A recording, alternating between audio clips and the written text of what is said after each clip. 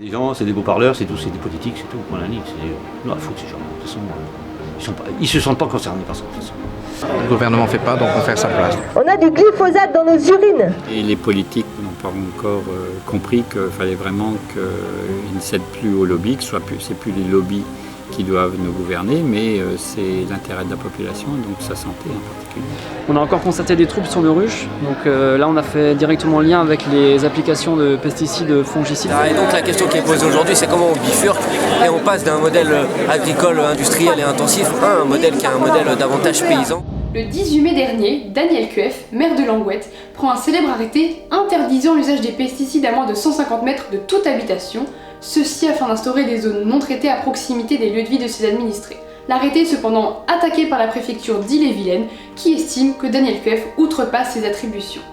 Après une convocation devant le tribunal administratif de Rennes le 22 août, devant lequel s'est rassemblé un millier de personnes, l'arrêté est finalement suspendu le 27 août. Pour autant, la mobilisation pour l'instauration d'une distance d'éloignement des pesticides ne s'arrête pas sur cette simple décision de justice. De fait, Daniel Cueff entend bien faire rappel de cette décision et son comité de soutien, composé de citoyens, d'associations, de collectifs, de mouvements et de partis politiques, entend bien mener la lutte jusqu'au bout. Parce que ce combat, c'est d'abord un homme qui dit non, qui marche devant, qui prend des risques et qui ouvre la voie à un débat public si important. Surtout, la médiatisation de son arrêté a permis de placer au cœur du débat public et politique la question des pesticides et de leurs dangers, à la fois sur la santé et sur l'environnement. À partir du moment où l'État ne prend pas des décisions de protection de la population des pesticides de synthèse, il revenait à l'autorité locale de prendre les mesures nécessaires en fonction du territoire et en fonction des spécificités de son territoire. Le tribunal ne refuse cette chose et donc je pense que le tribunal est tout à fait en dehors de son rôle.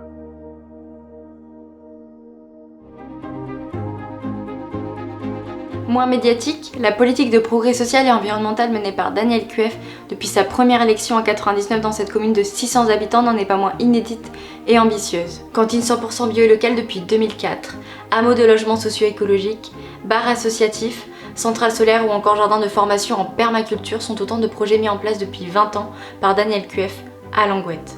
Cette politique écologique est permise par une implication citoyenne, notamment via des emprunts participatifs auprès des habitants et habitantes.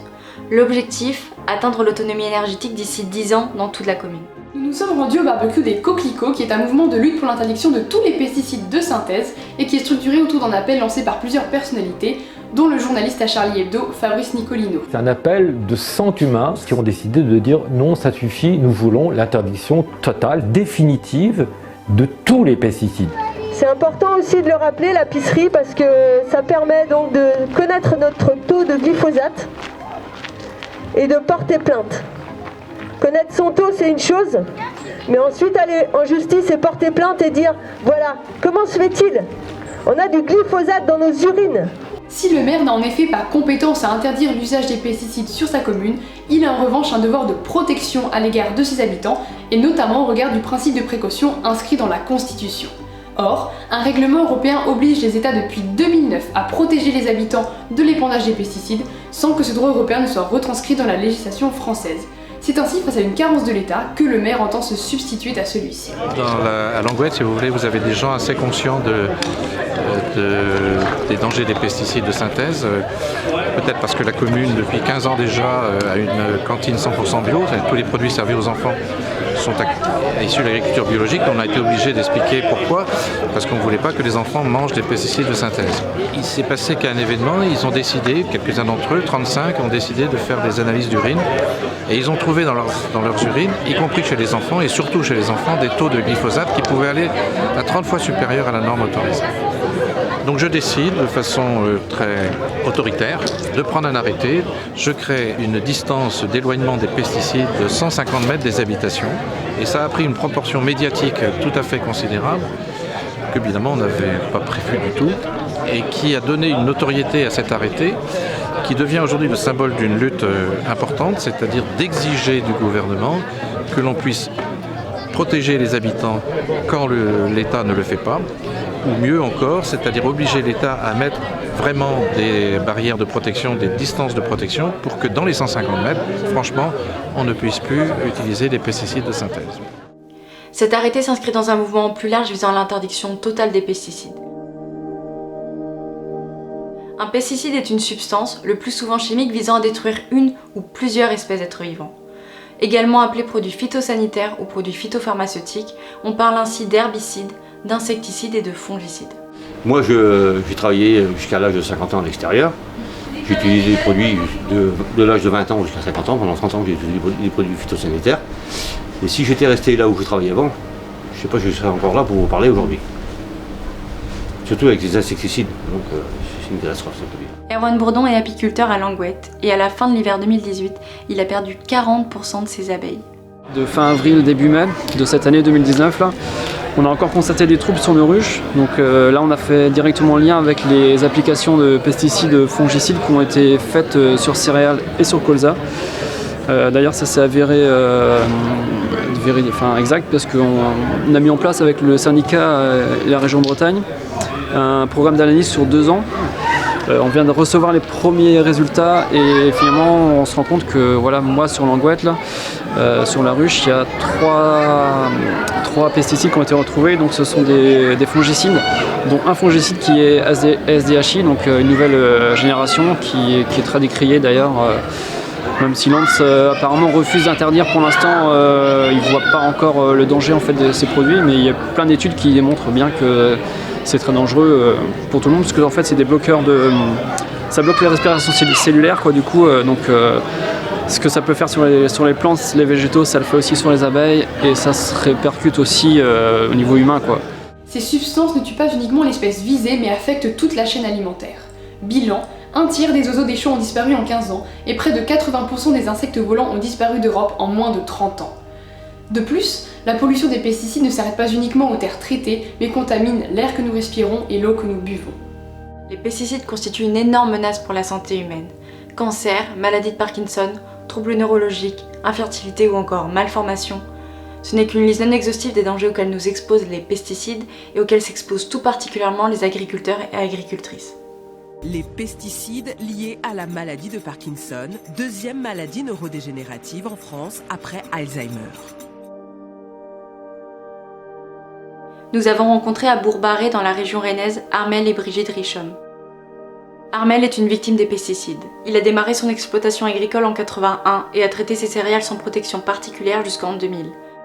Jusque-là, il pulvérisait des herbicides dont le glyphosate, mais également des insecticides et des fongicides, sans imaginer le danger que cela représentait pour sa santé. En 2011, on lui a diagnostiqué un lymphome. Pour faire reconnaître ce cancer en maladie professionnelle, Armel et sa femme se sont battus contre la MSA, qui est l'organe de sécurité sociale agricole, longtemps restée indifférente à leurs demandes. Armel témoigne désormais régulièrement autour de sa maladie pour alerter et sensibiliser au maximum. J'étais agriculteur conventionnel, je traitais mes céréales, mes cultures avec un tracteur sans cabine. On voyait le logo, le rectangle orange avec la croix noire dessus, et puis des fois une tête de mort, mais bon, ça on se disait, c'est quand on l'ingère, autrement, pourquoi on en vend autant à tout va. Actuellement, les gens, ils se protègent davantage, mais le poison il est toujours présent, autant pour eux que pour les riverains, que pour les résidus de pesticides qu'il y a dans toutes les denrées alimentaires. Bon, actuellement, soi-disant en rémission, là, ça fait 6 ans que la rate est enlevée. J'ai participé à la pisserie involontaire de glyphosate à Langouette et je suis à 9 fois la norme admissible dans l'eau du robinet. Et vous se posez des questions. Il y avait une jeune adolescente, elle était à 25 fois la norme maximum. Alors qu'elle consomme du bio. Et vous se posez des questions. Alors, où est-ce qu'on l'ingère et comment? Et qu'est-ce que ça va donner plus tard? Il a eu des conventionnels qui l'ont interpellé en lui disant « ferme ta gueule ». Et Armel, il a dit « t'as raison, ça n'arrive que chez les autres ». Qui dit cancer dit un petit peu mort, et c'est ça qui est très très difficile à vivre dans une maison. Si les pesticides de synthèse sont classés depuis 2015 comme étant des cancérigènes probables par l'Organisation mondiale de la santé, la France en demeure pas moins le premier consommateur européen avec comme principal fournisseur Monsanto. Monsanto, complice de l'utilisation de l'agent orange comme arme de guerre au Vietnam. Monsanto, condamné à de multiples reprises depuis sa création en 1901, que ce soit pour mention mensongère ou pour scandale sanitaire. Roundup, le premier désherbant biodégradable. Il détruit les mauvaises herbes de l'intérieur jusqu'aux racines et ne pollue ni la terre, ni l'os de Rex. Jugée pour l'ensemble de son activité lors d'un tribunal international fictif, la firme américaine a été condamnée pour atteinte aux droits humains et à l'environnement.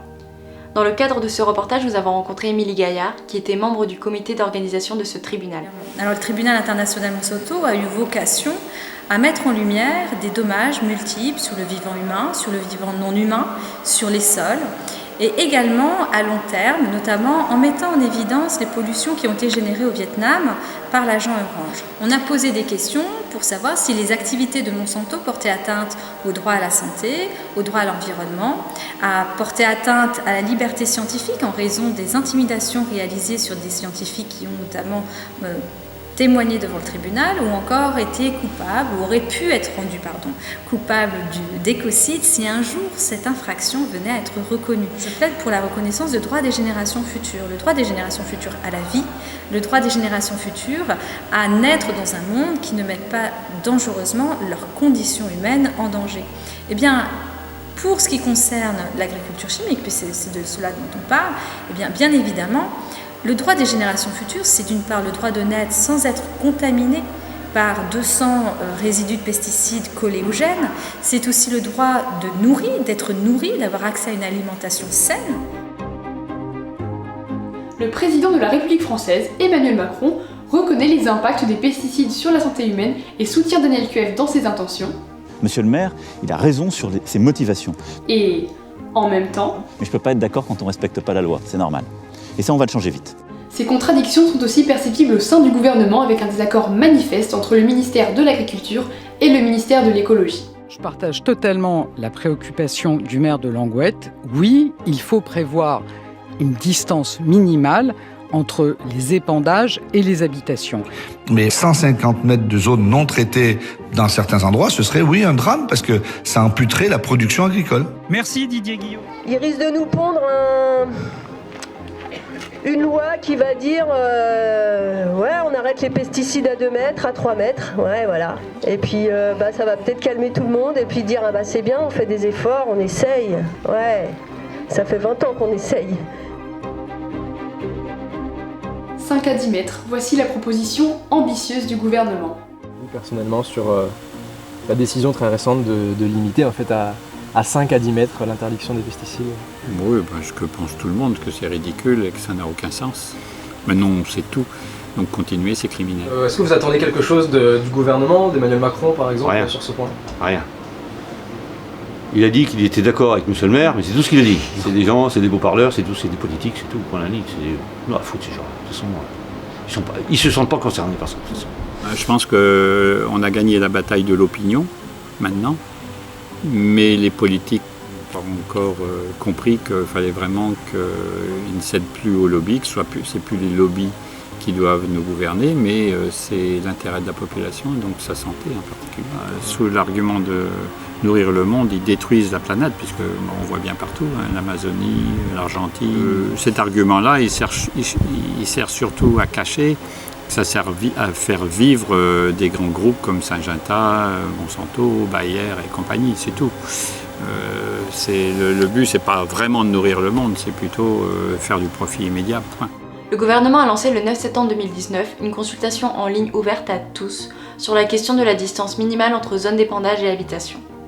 Elle a recueilli près de 50 000 contributions en 3 semaines, signe que le débat suscite un certain intérêt chez les citoyens. La ministre de la Transition écologique s'est engagée à prendre en compte les résultats de la consultation et le gouvernement, lui, a l'intention de produire un décret d'ici la fin de l'année qui entrera en application le 1er janvier 2020.